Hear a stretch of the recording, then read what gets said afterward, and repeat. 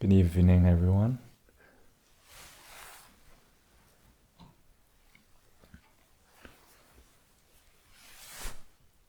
It's been really nice to drop in mid-retreat. It's sort of 2 weeks already in, and get to experience the depth of everyone's practice and kind of ride your coattails and feel the momentum in the group. Last year I came right at the beginning of the retreat and got to enjoy sort of constructing this whole thing from scratch with North. And this year I skipped all that, so that was nice for me. And also I missed the ruckus of creating things from scratch and just realizing this is all made up. Just create a retreat. And this year I intended to come earlier, but my nephews and nieces had a spring break last week, and so I went to spend time with them.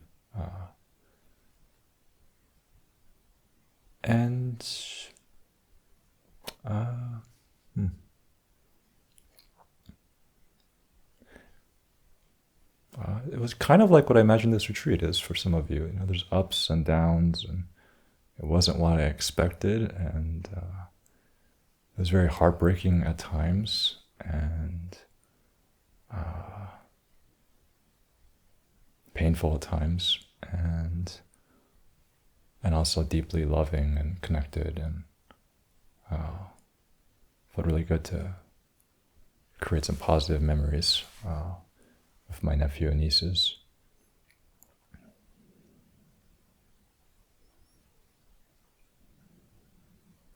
It reminded me of this koan that one of my teachers once told me.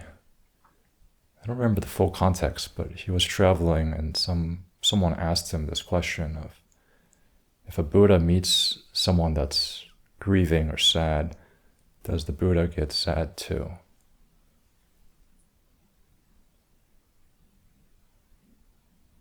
It was interesting for me because I've done so many years of practice and lived in monastery and studied all the sutras and did all this work.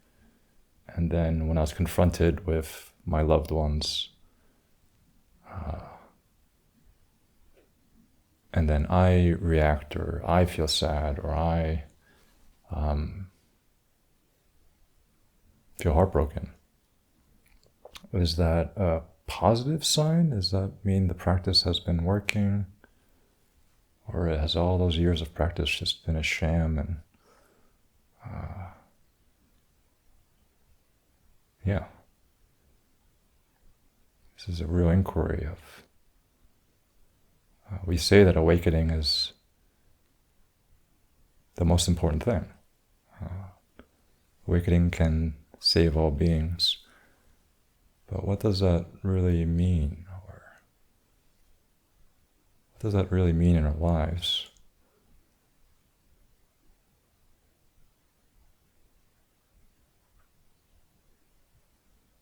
I remember when I was in Vermont at the monastery, one weekend there's this big hubbub that this amazing monk that my teacher had trained with, and in his time this monk was his elder and had been at that monastery for over 10 years and was the head monk, and it was a big deal that this guy was coming to visit, and we made all these preparations. Then we all sat in a circle and gave him time to, we're basically, I think, hoping for a Dharma talk and some wisdom. We're like, oh, this amazing person that trained for decades is coming to visit us. And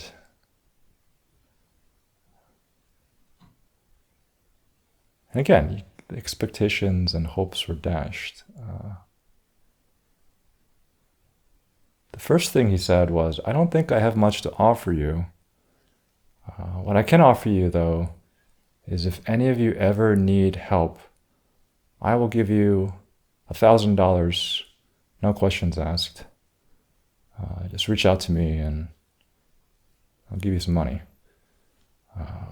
And there were like 20 or 30 of us in the circles. And this is the first time we're meeting him.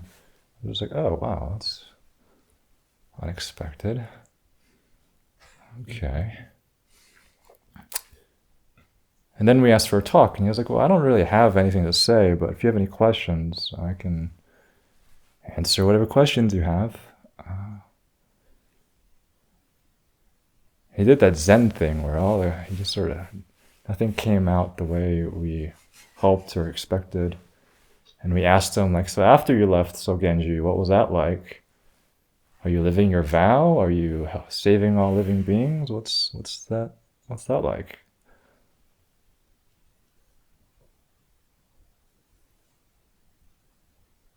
Which is funny because I've also left my place 2 or 3 years ago, and now I'm living this same story in my life, it seems. He basically said, I went home to a friend's house, and I waited a year for life to tell me what to do. And a year went by, and I went back to becoming a lawyer. That's it. And we're just like, what? But you might be awakened, and that's not how the story goes.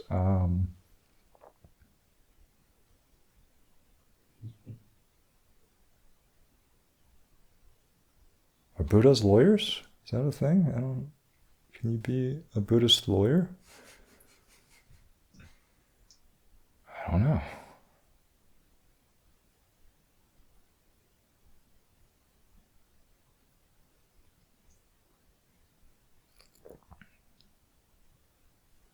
A lot of times we come into practice kind of having certain hopes or expectations or thoughts that if I do this practice or if I get awakened or something, then life will look a certain way.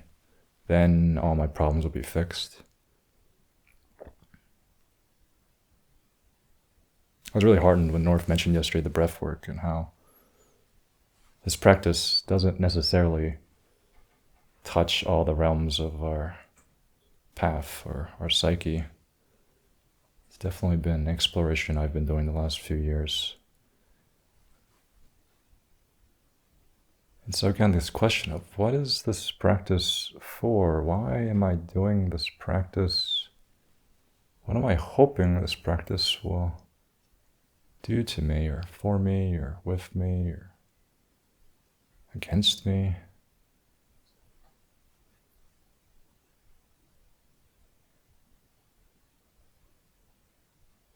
It's a real inquiry. It's one that I still often wonder.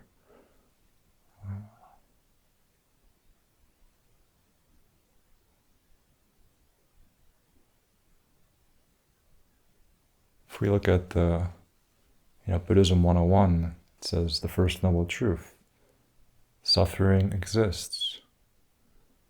Second noble truth, there's a cause. Third noble truth, there's an end. So maybe Buddhism is the path to ending suffering. But what does that actually look like? Does that mean when I'm with a loved one who's in pain, then I don't feel pain?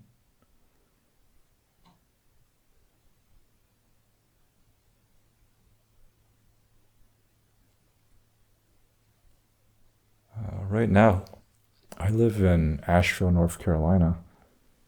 I moved there after I left the monastery. And back in October, I guess, we had this freak hurricane come through and destroy huge parts of the surrounding area. Towns were kind of just wiped off the map. Roads were just completely removed. I was really fortunate in that my area was relatively safe, and we just lost power and water and cell phone service and everything for a week. But none of us were damaged, and our house was pretty much fine. was interesting because Asheville is in the mountains, hundreds of miles away from the ocean, and billed as a climate safe region. And then we got this horrible flood that killed a bunch of people and destroyed so much. And I was a complete shock. I remember the night before hearing the weather forecast, and pretty much everyone didn't think it was going to be a problem. I happened to read one Reddit thread that said you should probably fill up your bathtubs with water. So I did that, which turned out to be very crucial because we didn't have water the next day. And the power lines were down. The roads were flooded for days. You couldn't drive anywhere. The gas stations were closed. The cell phones didn't work. There was no police or fire station coming to help anyone the first few days. It was just a complete disaster zone. And suddenly everything stopped. No more work. Open question of how we're going to cook our meals. Should we escape? Should we stay? What do we do here?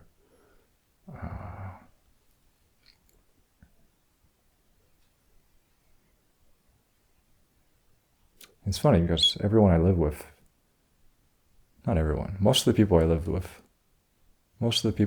with have done monastic training, or have done a lot of meditation. And so fortunately we didn't really freak out, and we just sort of were like, I guess, a slumber party kind of, with undercurrent of terror and confusion. But, if you had to choose people to be with, that was a great group of people to be with, because none of us panicked. And, each hour, each day, we're just like, all right, what's the situation now? What do we do now? And then the next hour, when we maybe get some news from the radio station, okay, what do we do now? Let's try driving. Let's see if there's anything that's open. Maybe we can buy some ice so that our food doesn't go bad. And then, hooray, we found one store that's open, only accepts cash, and there's a line going around the block.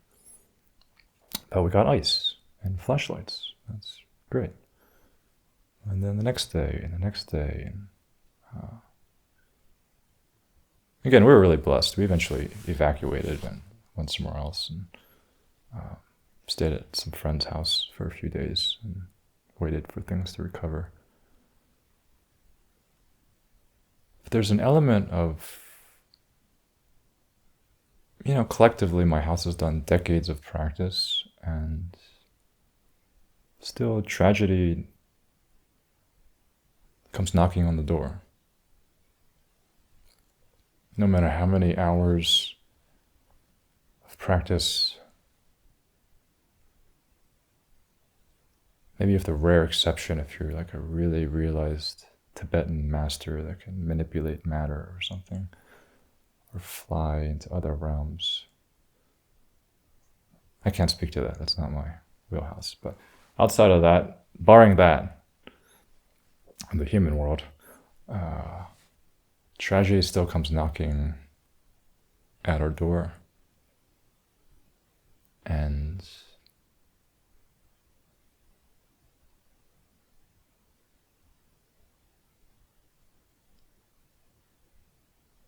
the question then is, this meditation, this practice, what is it for? Why is it important?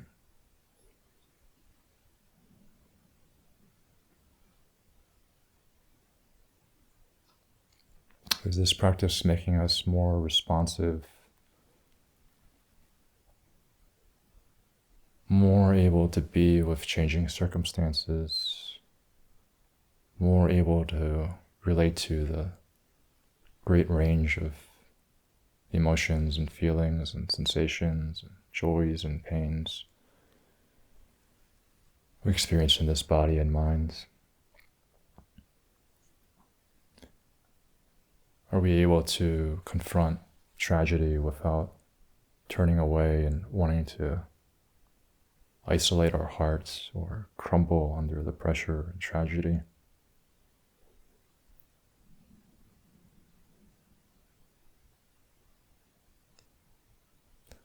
One of the deep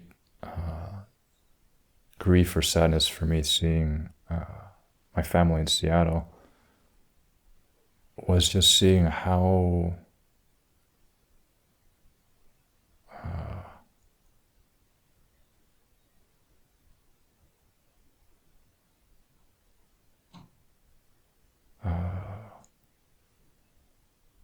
they didn't have that type of exposure or contact with the Dharma or the practice. And meet a lot of people that have not a lot of room to maneuver.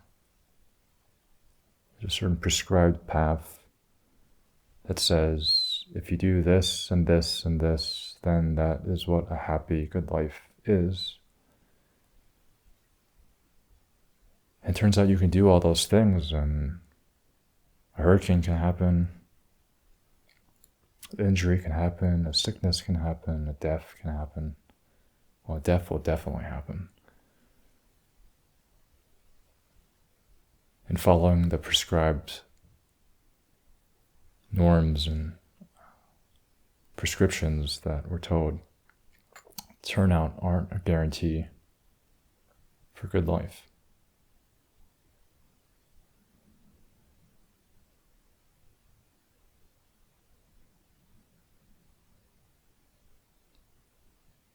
And at a certain point in the practice, we stop trying to eradicate all the pain or challenge from our lives. Stop seeing tragedy as a mistake of life. Stop seeing death as the enemy of life. And instead we can see it as a feature. I'm not necessarily supposed to sit and feel good every single time. It's great if it does. Definitely enjoy and celebrate and learn from the bliss and the peace and the ease and the joy as much as you can. But ultimately, it's not really about maximizing pleasure. It's not about trying to avoid all the pain in the world.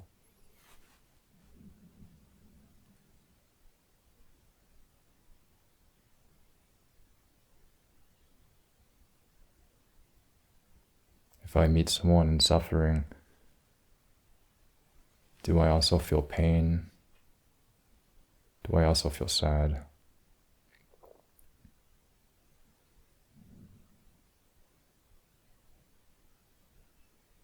It's one of these Zen paradoxes of, I thought the path is supposed to free me from suffering.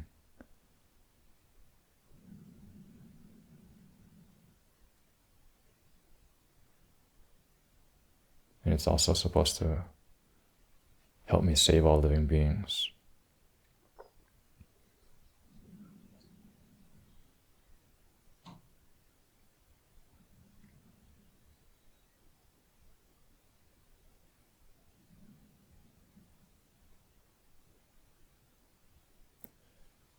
And fortunately, this practice, this sitting, this meditation is very, very, very honest.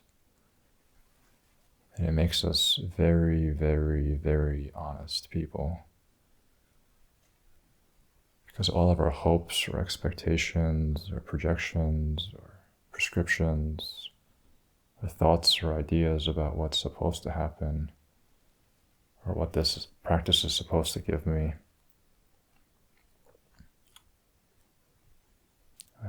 doesn't care. The sitting reflects honesty, it reflects truth. And we have the great fortune to learn and experience that truth, to learn how to develop a right relationship to truth and beauty and goodness, so that when the hurricanes or our loved ones that are in suffering, sickness, old age, and death come knocking on our door, we can respond honestly, truthfully, maybe beautifully, with goodness.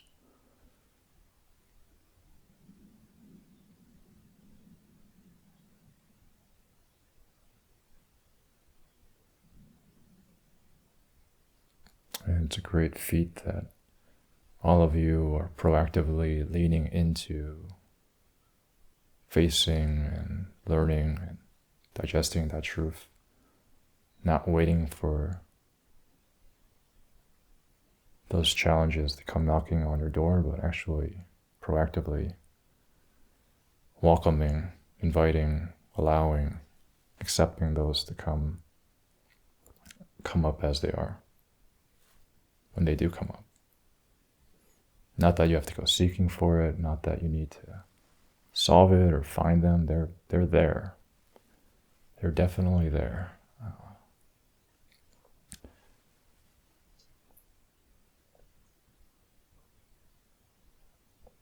And our job is just to learn, how do I relate so that I can live a full life, so that I can be with the life and the death, the beauty and the challenge that's in this human life.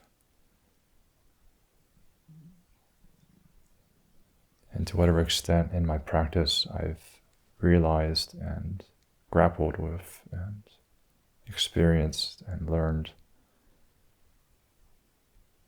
how can I love what's unloved? How can I have hope with what's hopeless? How can I have joy with what's grieving? How can I be with all of these aspects? Is the extent to which we can live that in our daily life and be of great service to all the parts of ourselves and all the people that we'll meet outside of our practice.